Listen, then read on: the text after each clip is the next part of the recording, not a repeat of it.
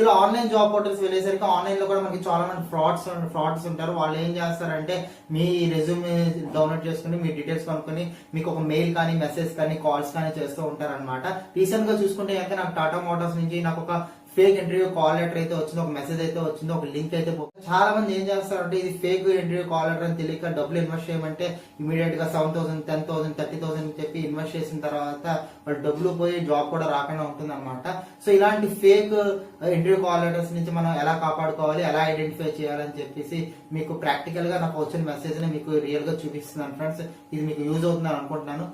So friends నాకు ఇలా వచ్చింది ఫ్రెండ్స్, నాకు టాటా గ్రూప్ ఆఫ్ కంపెనీస్ నుంచి నాకు ఒక ఎస్ఎంఎస్ అయితే వచ్చినట్టు నాకు వచ్చింది.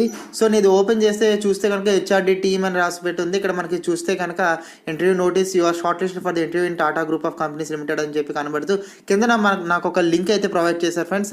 ఎప్పుడైనా వాళ్ళ కంపెనీ లింక్ చూసుకుంటే కనుక ఎప్పుడు కూడా